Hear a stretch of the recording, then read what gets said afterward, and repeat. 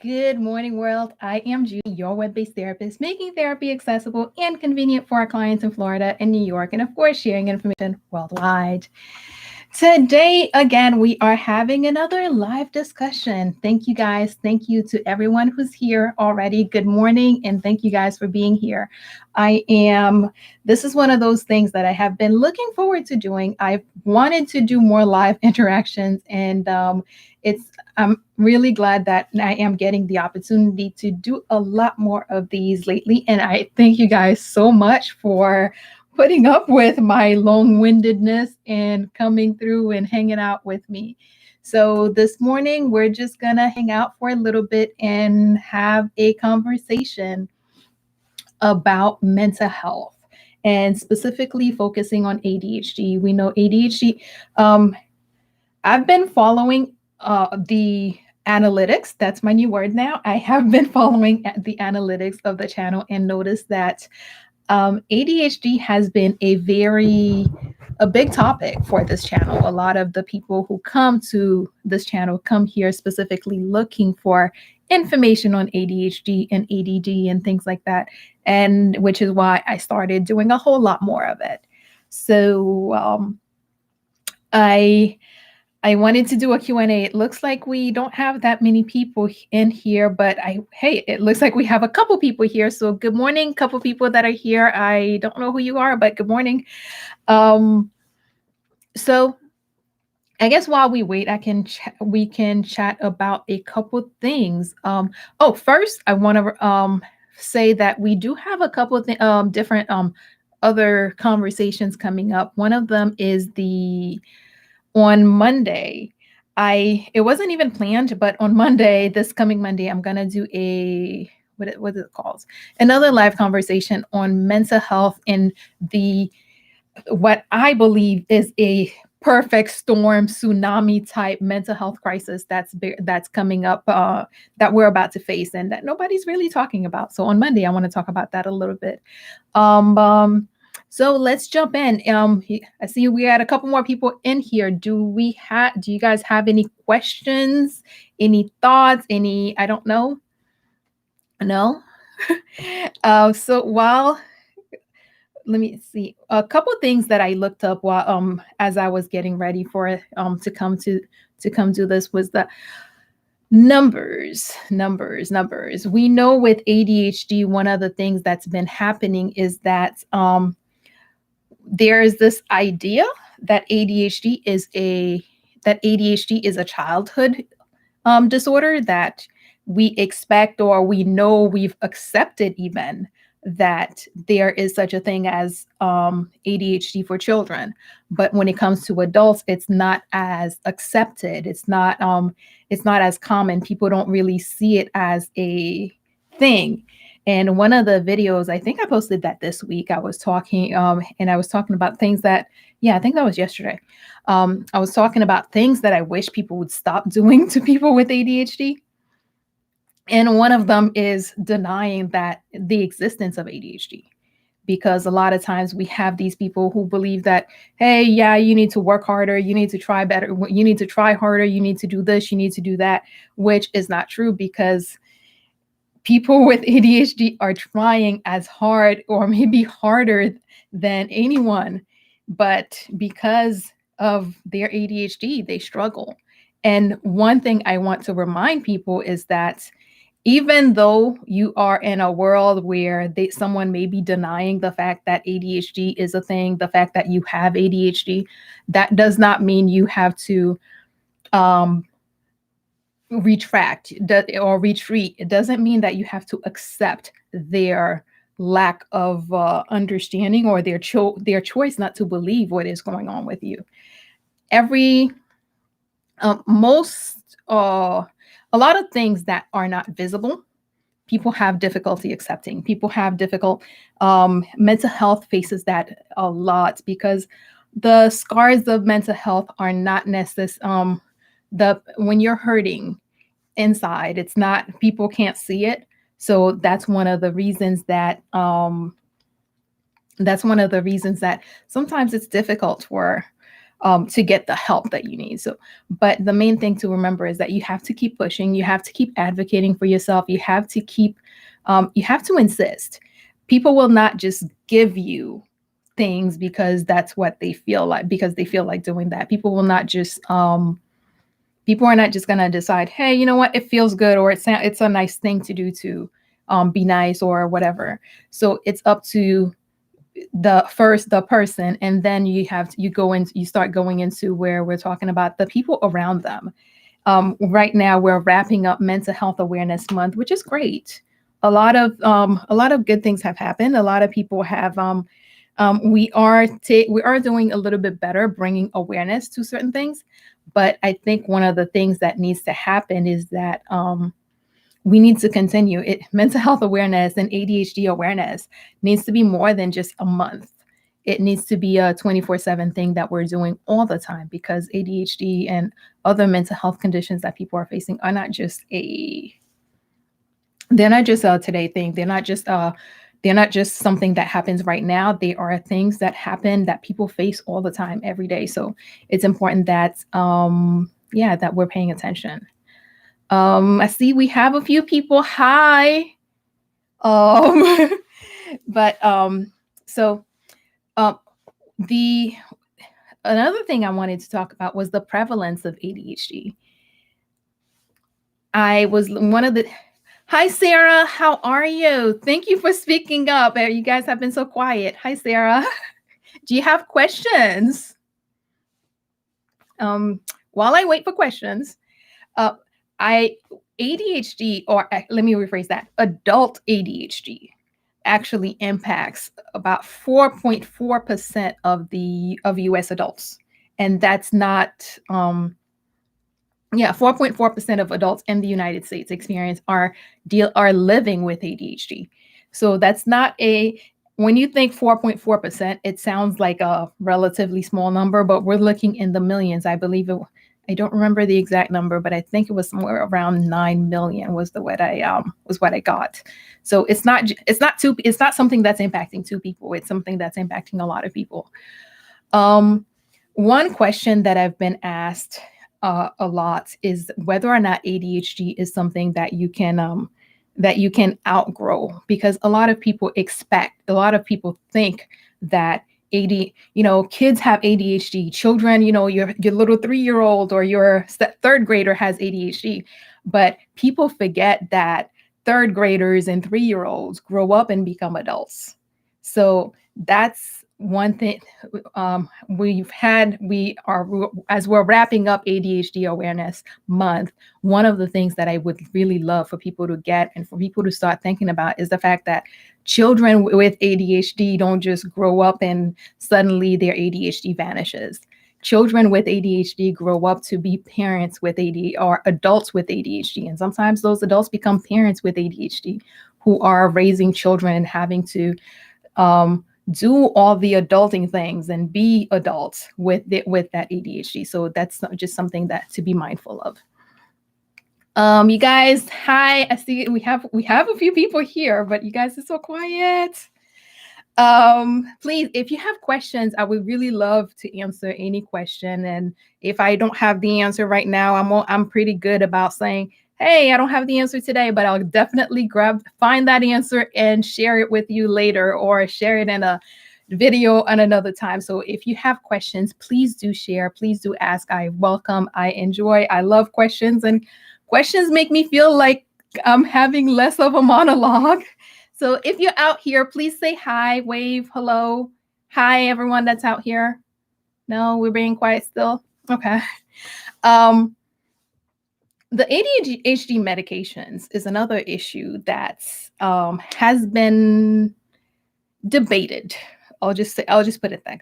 There is a lot of stigma around the ADHD medication, and one of the things that has contributed severely to that is the fact that over the last few years, ADHD meds have become recreational drugs, because we've had issues with students that were abusing them or finding them on the, I guess, quote unquote, black market, and using them with not with prescription, but using them for recreational purposes, or for to help them push through, do other stuff. So um, while that can happen, thanks for the like. I don't know who liked it, but thank you for the like.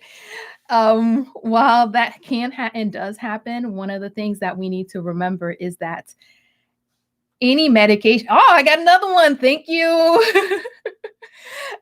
While that does happen with where people abuse the medication, that's with any medication can be abused. Any medication can, like, anyone can get their hands on medication that is not prescribed to them, and they can abuse it.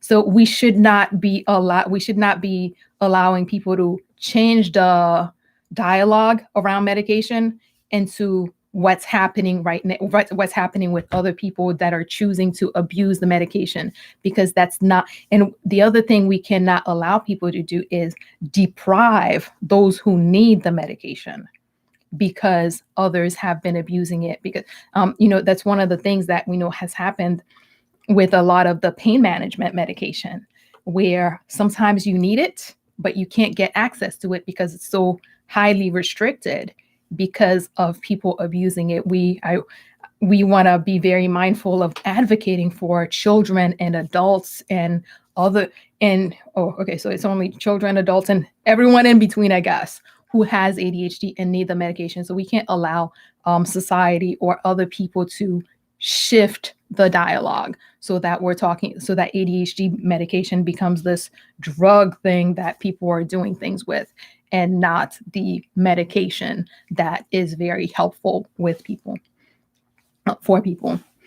Any questions out there? Hi, we've had a few new people come in through since I said hi. So hi, new people. So if you have any questions, please do ask. The other thing I wanted to talk about is that sometimes there has been debate, let's make this thing stop. Sorry.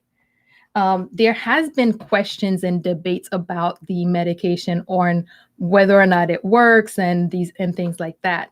But here, I'm trying to make this thing stop. That's buzzing. Let's see. I can't make it. There has been some debate around the ADHD medication and on whether or not it works. Does it work? Absolutely. Yes, it does. But sometimes it takes more than just the medication to get things going, because the medication, and I think I shared that recently too. The medication is a good way to help people settle down or get to that centered place where they can take the time to do the things that where they can take the time to do the things that they need to really focus on to focus on doing, to adult. To settle down enough to be in that centered place. But a lot of times before the medication, or before someone was diagnosed enough that they knew, hey, this is what's going on, let's treat it, a lot of times they didn't learn the skills. And that's what a lot of adults with ADHD face right now, because we're still new, I guess. So a lot of people did not get the services, they did not get the help that they need, or they needed when they were children, and they did not get to learn, basic things like time management or prioritizing. One of the things with ADHD is that that constant push, that constantly looking for that stimulus, which has them going in circles and doing extra.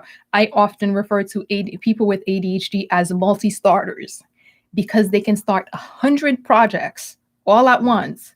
And then, but before they can finish one, they get to the next one, they get to the next one. And we have a whole bunch of started projects, but nothing completed.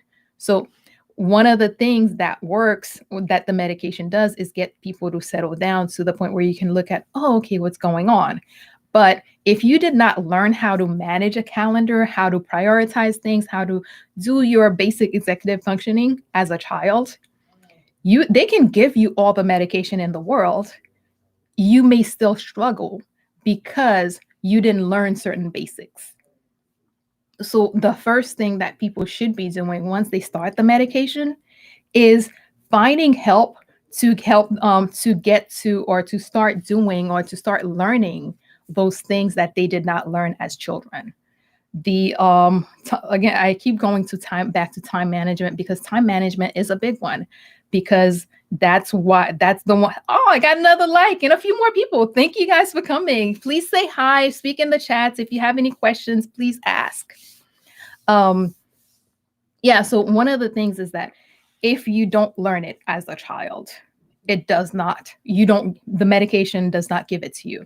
And that's one of the reasons that sometimes people with ADHD get labeled as lazy or flaky or flighty or all sorts of negative things, which don't necessarily describe or are not necessarily true of the person, but what they are is what people expect.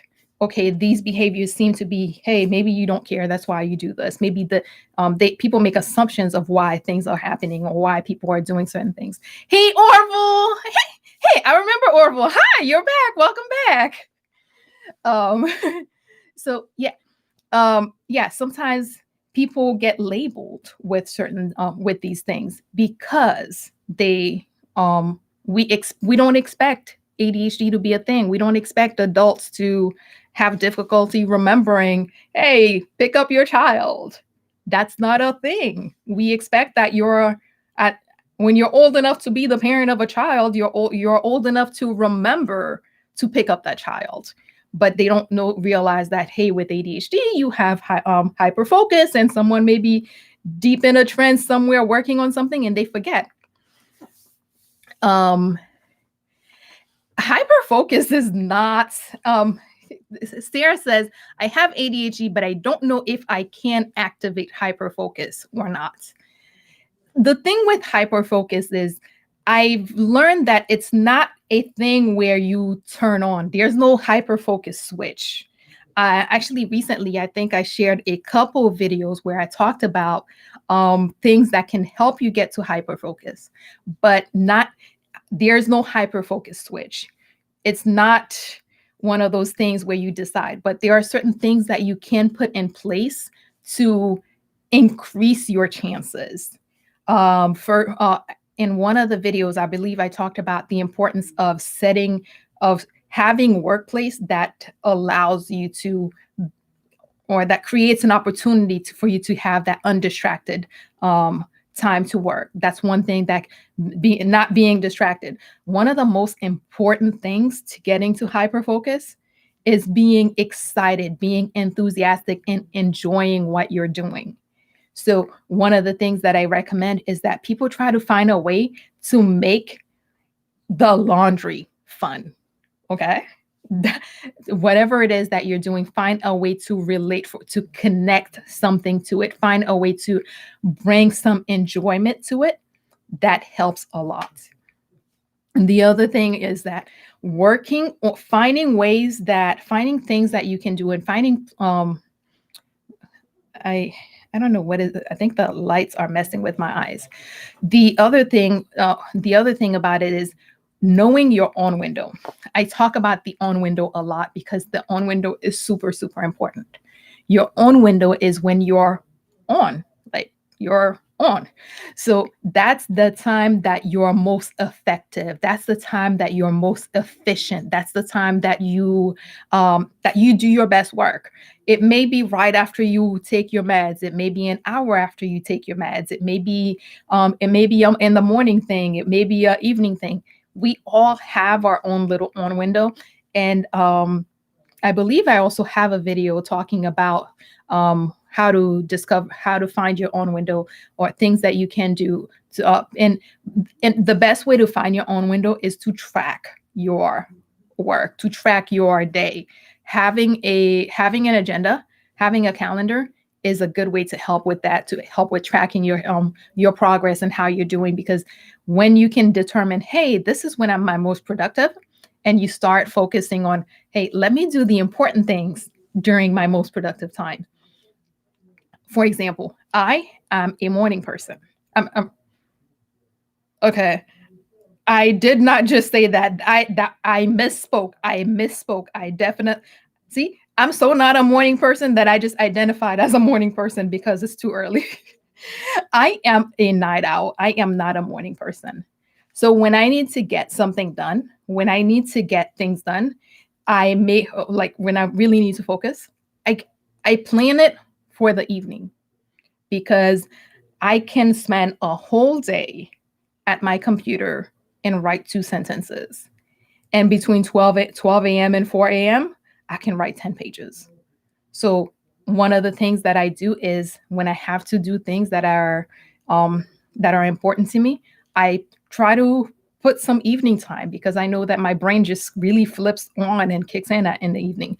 And and the other thing I tell people is know your own window. Like some people have a 5 minute okay, maybe not 5 minute, but some people have a 15-minute on window, but some people have an hour, some people have 30 minutes.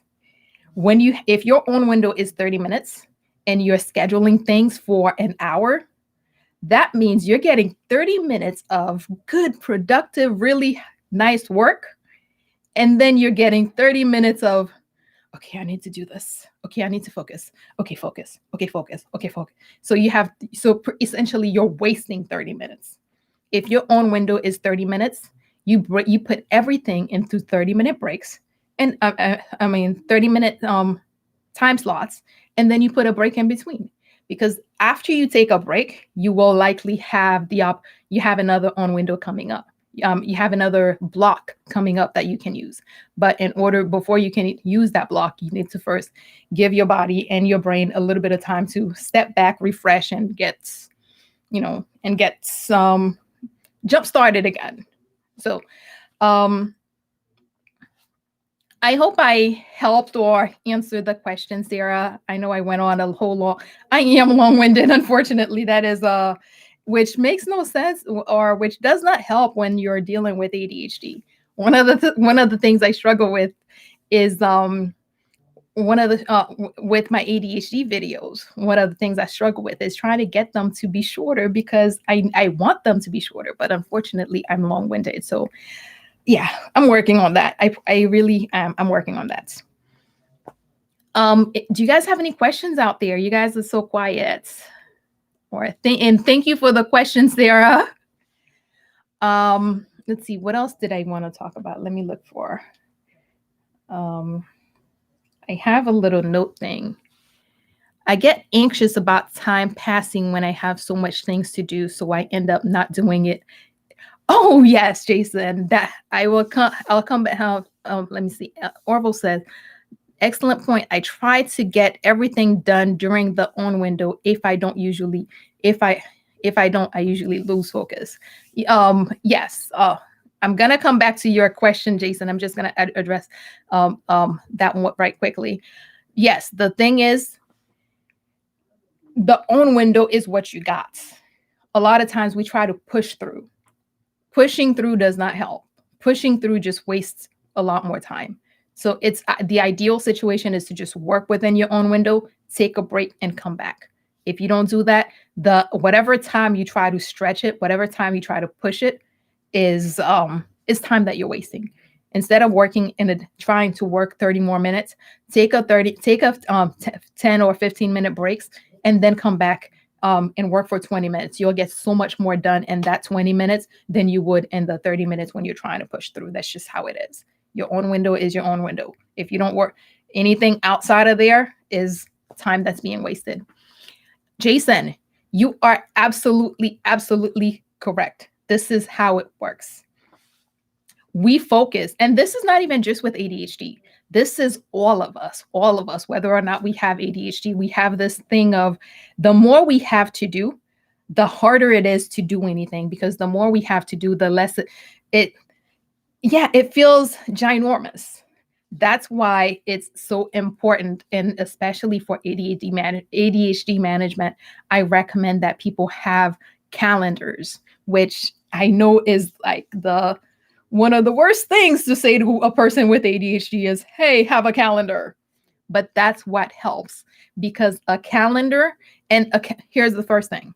A calendar is not what you or someone else told you it is. A calendar is what works for you.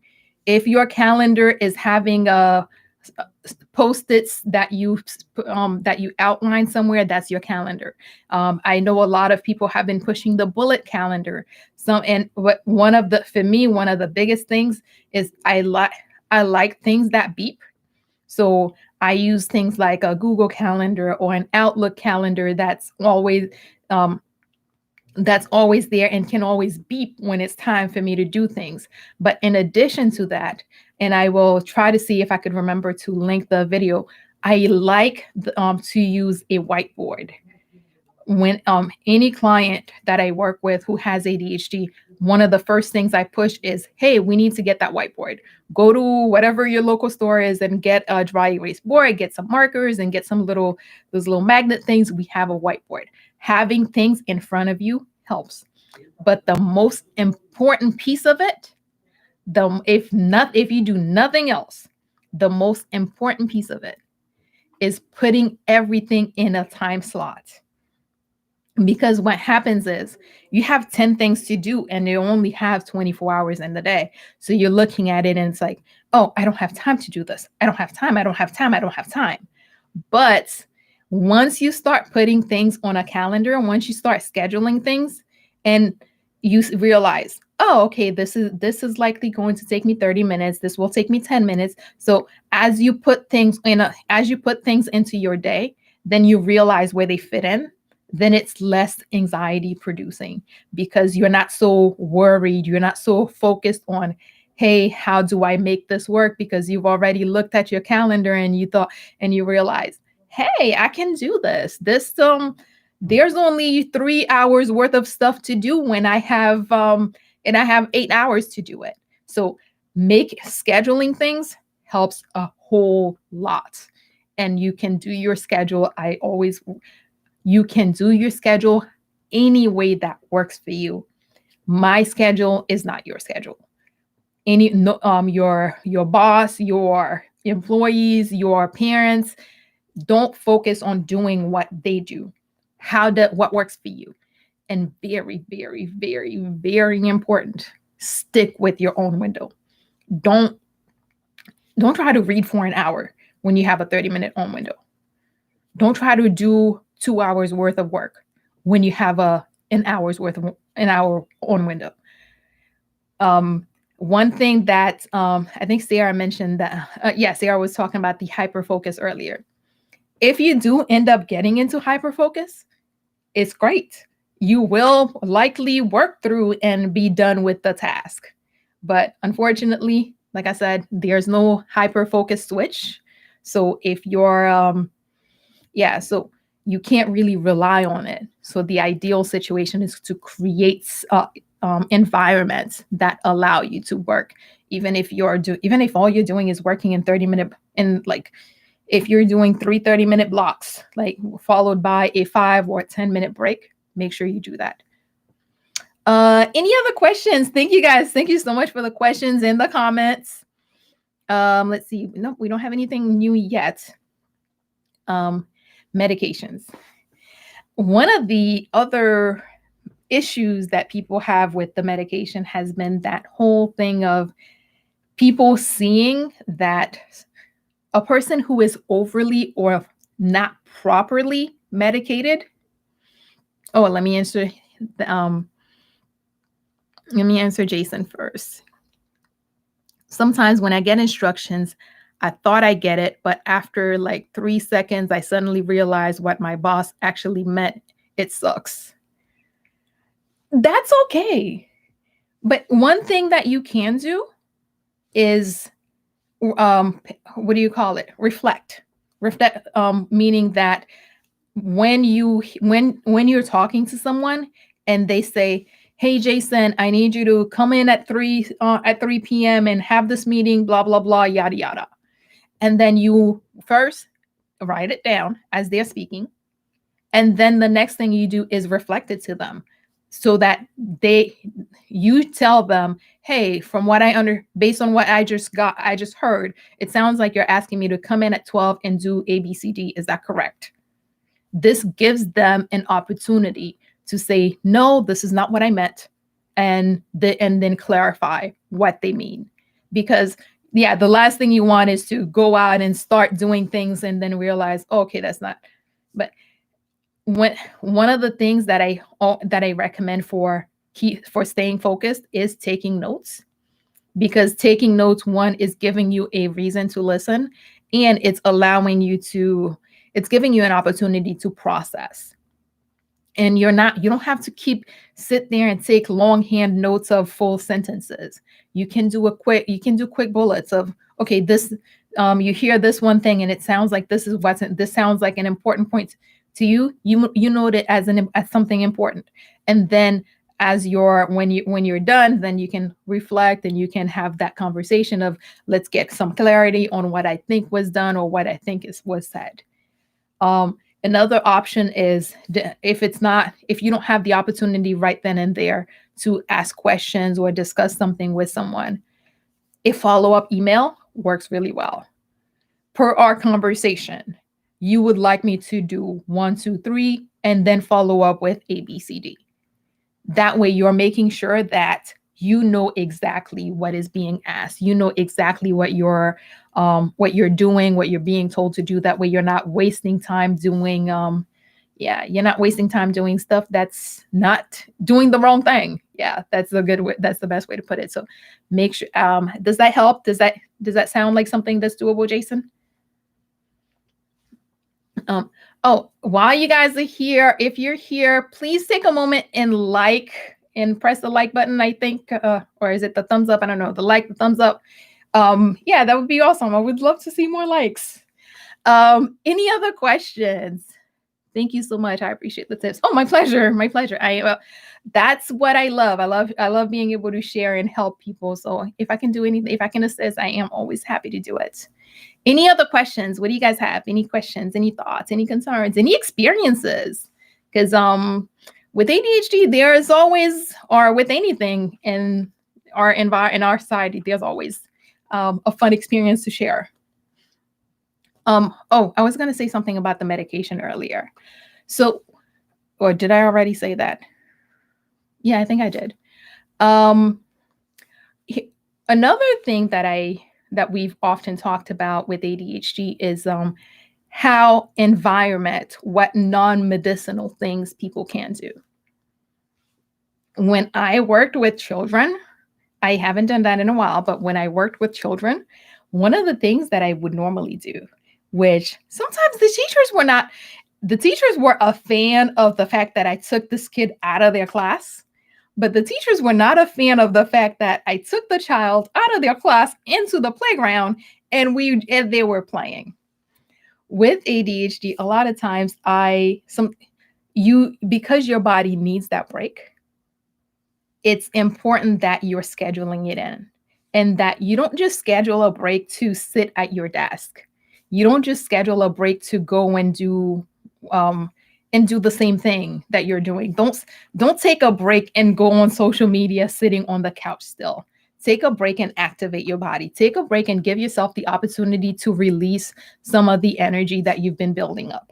When people take a break, I recommend, hey, walk over to the bathroom, walk to the fridge, go somewhere and change the environment and make a complete shift when you take a break. Don't take a break and just sit there, because it's almost like you're taking a break, but not really. Because if you take a break and then you just sit at your computer and you switch from Outlook and looking at emails to now you're on the internet looking at something else, that's not really a break. A break stops what was going on and changes to something else. So a break is walking outside for fresh air. A break is going to the water cooler and having a conversation with somebody. But with breaks, you need a timer. You have to have a timer, because if you don't have a timer, your 5-minute break easily becomes your 30-minute break, and then your project is not done. So before you set your break, or as you're planning your breaks, put them in your calendar for whatever time it's supposed to be, from 11 to 11:15, from 11 to 11:10, whatever it is, so that when it's time, you get that beep, that reminder to step back and come back to whatever it is that you're supposed to be doing. So make sure you're taking your breaks, but make sure your breaks are timed and scheduled so that you're not overdoing it. And definitely make sure there is a change of scenery when you take your breaks. The other thing is diet. Let's see. I don't hear this often, but thank you, Orville. I don't hear this often, but ADHD made it difficult for me to get my driver's license. With my meds, I have my license now. I'm not sure what you mean that with ADHD made it difficult for you to get your license. ADHD makes a lot of life difficult. What do you mean, Sarah? How did ADHD make it difficult? Was it the studying, the past? What happened? Okay. While we wait for Sarah to get back. Yeah, ADHD impacts your life in every way, because it's not just ADHD is not a educational thing, because that's where it's most frequently diagnosed. We know it because that's where the teacher decides, hey, I need this child to be somewhere other than my classroom. And that's when that's usually the first place we experience or we are aware of ADHD. But ADHD impacts everything we do, from the simple fact that when you're like people are talking to you and you already checked out, from being able to sit there and read a book, book for maybe 10-15 minutes, or just every part of your life, picking up the children. That is something that is impacted by ADHD. So yeah, I don't know. Please let us know what you meant, Sarah. The other thing about ADHD is that sometimes people have had great success with a more organic lifestyle. And I always remember one of my children. It was a child client, and he was lucky enough to have a stay-at-home mom. Well, okay, let me go back to Sarah. For example, while practicing, it was difficult to focus on steering, looking at the street, pressing gas. It's all too much happening at the same time. Gotcha. That is, yes, medication will help with that. Medication will definitely, again, like I mentioned before, the medication helps you settle down to the point where you can focus on, basic adult things or basic everyday living things. So I'm glad you were able to get the medication, and I'm glad you were able to get your license. So yay, congrats on that. But yeah, so my client, he was lucky enough to have a stay-at-home mom, and she invested a whole lot in being the parent of a son with ADHD. And what that meant was she did a lot of research, and she focused a lot on having him on a more organic diet, more fruits, more vegetables, more. And we've talked, or we hear about how important it is to eliminate the processed foods, to eliminate the sugars, to do this, to do that, and that it kind of goes in one ear and out the other. But with some children, I have seen the difference of when a parent goes to a more organic lifestyle with that child. And lately with my adult clients, I do push that and remind them how important it is, because your diet, the nutrition, whatever you're putting into your body is feeding your body. And I guess it's the difference between putting in the cheap oil versus putting in the oil that your mechanic recommends, the good oil into your car. So the better you take care, the better you invest, the better the results you get. So if you take the time to feed your body proper, healthier food, a lot of times it gives you better results. But that does not mean that you're just gonna suddenly go vegan, or you're gonna suddenly start eating healthy and your ADHD is gonna be gone. No, that's not how it works.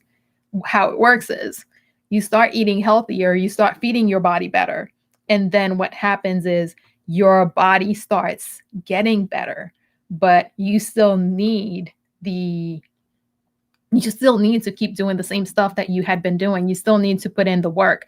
It's just that it a healthier body gives you a better base to start with. So your struggles you may still have struggles, but they may not be that the same level of intensity. You may still experience difficulties, but it's not the same level of intensity. So yeah, eating healthy definitely makes a huge difference. I've seen it with clients, and it seems to work. So that's one reason I recommend it.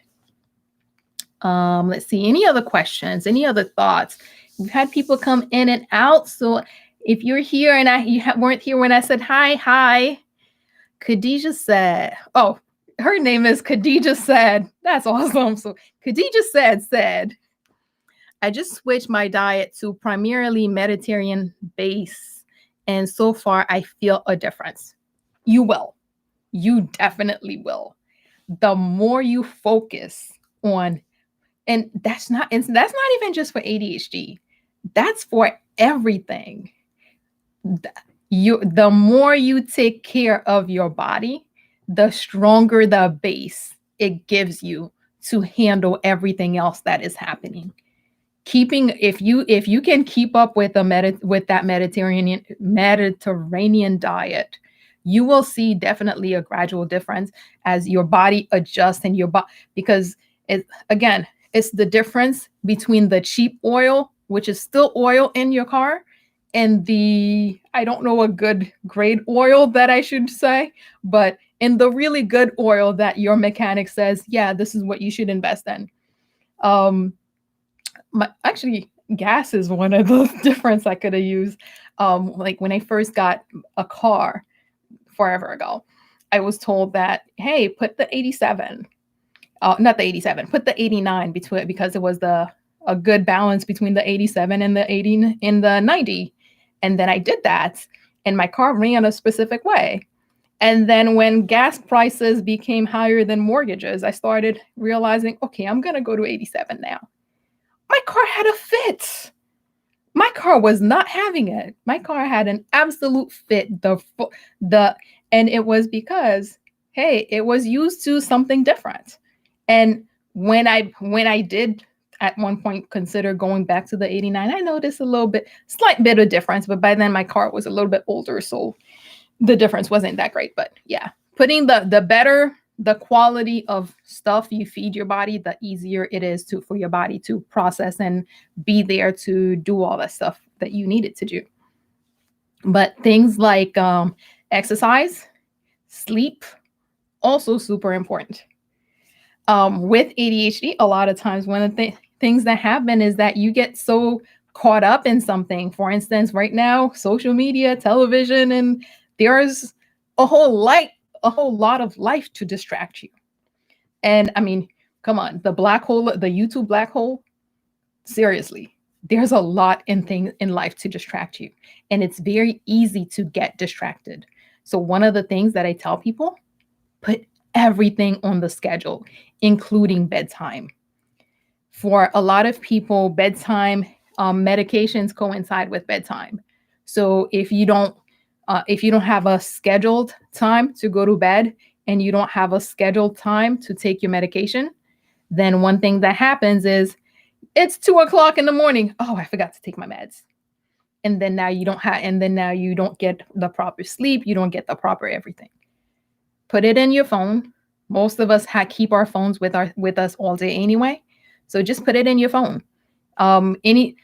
Anytime I ever and mostly thankfully I don't have any medications that I take long term, but anytime that I have to do a medication for maybe a week or so, I'll put it in anytime I have any prescription that I need to take. I'll put it into my phone like, hey, take meds. at, like, when you have your antibiotics or something that you take 3 times a day. I have 3 alarms going off that day that says, "Hey, take meds." So I take them right when the alarm goes off, and that helps. With the ADHD medication, I tell my clients to do the same thing. Put it in your calendar. Put it in your phone. 10 o'clock. You know that it's medication time, and for medication time, it's getting ready for bed. I have another video on bedtime routine as well as morning routine. I'll try to see if I could, again, if I don't forget. Maybe that's the medication I need, the stop forgetting medication. But putting it in your calendar so that it beeps and reminds you, and that you stick with it, and that you do it. And when you go to bed, please leave your phone somewhere other than under your pillow or in your hand, set what do you call it? Set a do not disturb, because sleep is important. That's when our body regenerates. That's when our body kind of goes through and gets, refuels from all that we put it through that day. So going to bed and watching TV, going to bed and what do you call it? Going to bed and having your phone until you fall asleep. All sorts of things that we do that disrupt our sleep in order to have your body function properly, effectively, the way you want your body functioning. It's important that you're giving it you're taking care of it right, from giving it the right food to making sure that it gets the right amount of sleep. 4 hours of sleep is usually not enough for most of us. And especially as you're asking your body to do all this extra stuff, the least you could do is kind of pay back a little bit of payback with, enough sleep. So those types of things are super, super duper important. So, quiet crew, any other questions, any thoughts, I don't know. I know some of you guys may or may not have been here when I said it before, but thank you guys all for coming and hanging out with me for a few minutes. Or my plan is usually to do an hour conversation. We're getting up closer to the hour, about 45 minutes. So we have a few more minutes. I can share more information, but I would much rather answer some questions that you guys have, some thoughts that you guys may have. So if you have any thoughts, okay, Jason, thank you. In relation to what Sarah shared, what's happening in our brain when things happen all at the same time? When we're learning to drive, when I first tried driving, oh my God, I'm glad that didn't happen. I almost killed someone. I'm sorry you had that experience. With the ADHD brain, there's a deficit of, what do you call it? It's a deficit of serotonin and, not serotonin, dopamine and norepinephrine, which, because you're not producing enough, and then I gotta stop and say this properly. You're not producing enough of the norepinephrine to transport enough dopamine into your brain. So what's happening is it's almost your brain or your body is constantly searching for that stimulus. It's constantly searching, and what's happening is you can't stay on this one thing because there's so much else happening, and when there's too much going on, and you don't know where to put that energy, or you don't know where to, how do I put this? There's too much happening, and I don't know, it just happened. There's too much happening, and you don't know what to focus on. So you're jumping to everything. And because you're jumping to everything, you're not able to pay attention to any one thing, because the definition of focus is putting your attention somewhere. But when you're trying to put your attention everywhere, it's kind of like, okay, can you put your finger on your nose and on your lip at the same time? Not necessarily. But imagine trying to put your finger on your nose while trying to put the same finger on your lip and on your eye and in your ear. But with most of us, we're able to prioritize that. We're able to have that conversation of, oh, okay, let me do this, let me do that. Whereas with ADHD, you're looking all over the place. So instead of trying to put your finger on your nose, then your lip, then your ear, then your eye, you want to do finger on your nose, ear, eye at the same time. And that's what makes it. And that's another place that the medication helps. The medication helps you get to the point where you can actually stop and settle down and make a decision and make a plan of nose, eye, lip, or that kind of stuff. But when you don't have the medication, your body is looking to do everything, or your brain is looking to do everything at the same time. And yes, I am so sorry you had that experience when you were learning to drive. I hope that it has not scarred you too much. So that's the best explanation I can that's the best way I can kind of explain it. I hope that helped clarified it a little bit. Any other thoughts, any other questions, any other concerns? Okay. My best tips for people with ADHD, the things I recommend the most. First, I did share one of my first videos that I shared on YouTube, where I actually got the idea that ADHD in adults was such a thing. Was I started through work, I started realizing that it was a thing. And then I shared the video, and then the video kind of over the years, I think it got like, wow, you described that perfectly. I never tried driving. Oh, Jason said he never tried driving again. I'm sorry. Take some time and get yourself centered, get your mind right, and do it again. Most of us drive a whole lifetime and never have that issue. And that includes many people with ADHD who are every single day on this road with that you see. And they're not having these issues. The best thing if you need medication, get your meds. That's the first thing I say. Get your meds and take your meds. With medication, one thing that happens, and I mentioned that in that first video that I was going to talk about before I started talking about something else. With medication, it does not always work out the first time. Meaning that your doctor may prescribe something that does not work for you, or they prescribe maybe they prescribe you one medication and then that's not the one you need, or maybe the dosage needs to be adjusted. Get a good psychiatrist that is going to work with you, that you're going to work with them, so that they can get you on the right medication. And once you do that, start developing the skills. And yes, definitely go back and give driving another shot. Please driving is so much freedom. I know there's the Ubers and all those things that makes it feel like, oh, okay, I can go through life without driving.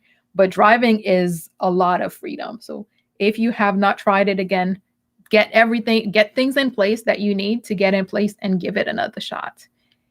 I see there's quite a few people out there. So if you're out here, please take a moment and hit the like button. And if you are not already subscribed, please subscribe. I love subscribers. Right now I'm on that 2,000 subscriber path. So if you guys subscribe, if you're not subscribed and you subscribe, you'll definitely help me get closer to 2,000, because I think I'm like 200 and something away. So please subscribe and definitely like this video. I was talking about the first video with ADHD that I shared. I had a driving coach. It took a while. That works too. And the thing about ADHD is that people try to make you do things their way, or the normal way. Normal is the continuum.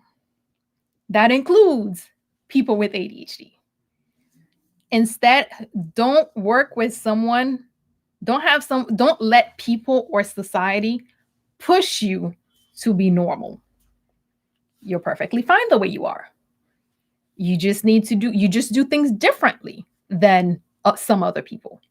And you need to do things your different way and let society adjust or kick rocks. That's what it boils down to. Because doing things your way will allow you to get things done.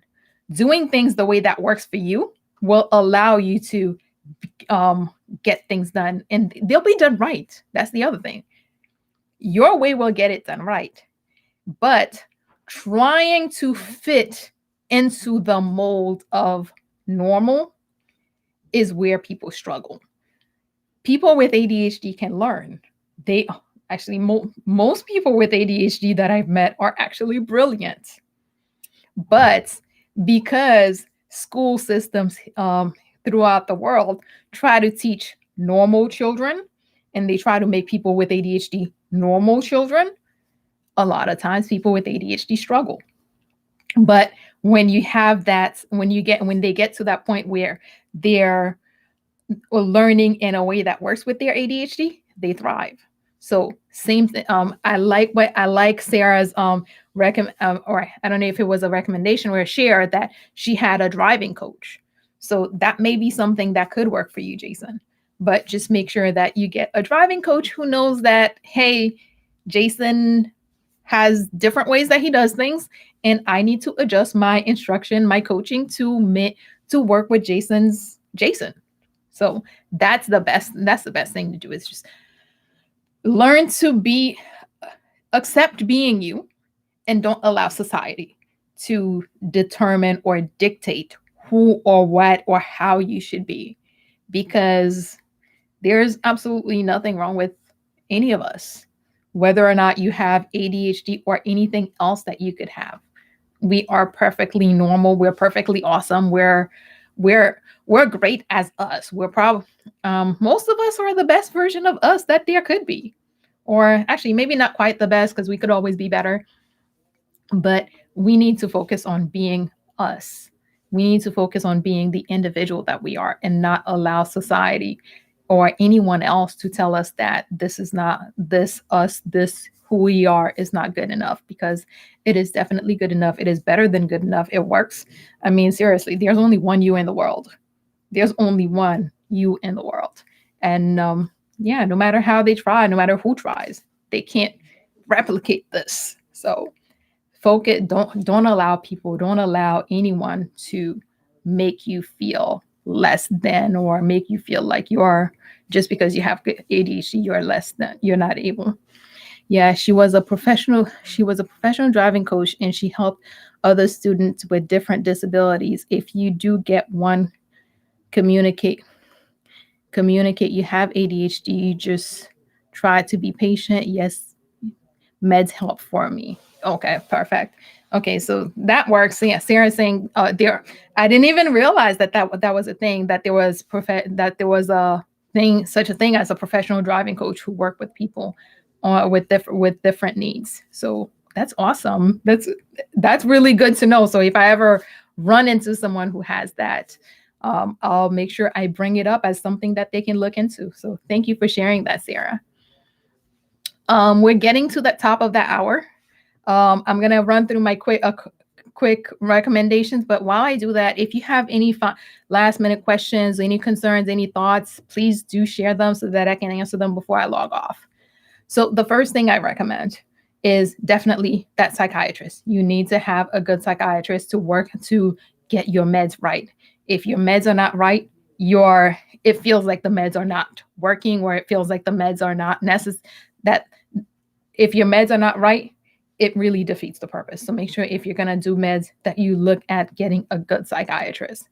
And the other thing is work with someone. A lot of the skills that you did not learn as children, the meds will get you to that place where you can work with someone. So work with someone. Be patient with yourself. Normal is a continuum. That's the first thing. Normal is a continuum. And you and your ADHD are on that continuum of normal.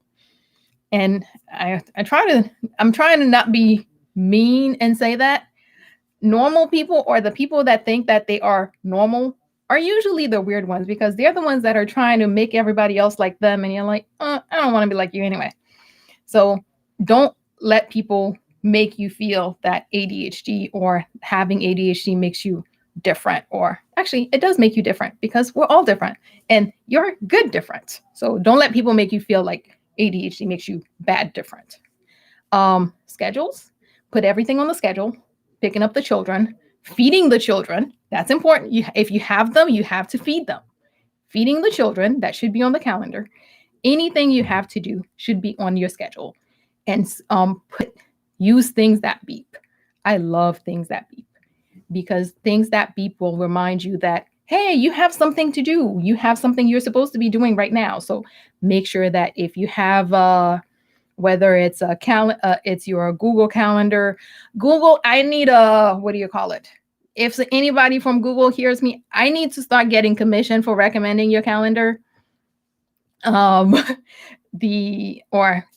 phone. Your phone is a good way because you keep your phone with you all day.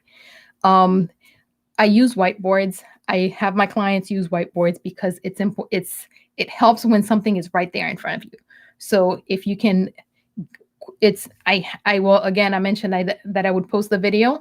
So I'll try to remember to post the video with the about whiteboards. So if you have questions, or you can either look through the thing, you can look through the things until I remember to do it. But for now, I'll put that in there.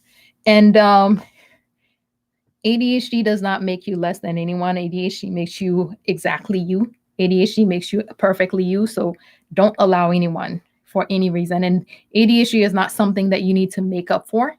You're who you are. You're an individual. So don't let anyone make you feel like you have to make up for anything. It's not a shortcoming. It's just a human thing. That's just what it is. So don't let people do that to you. Jason says, grateful for all the advice. Oh, thank you, Jason. Thank you so much. Okay, so we're at that hour. Any final questions, final thoughts, final concerns?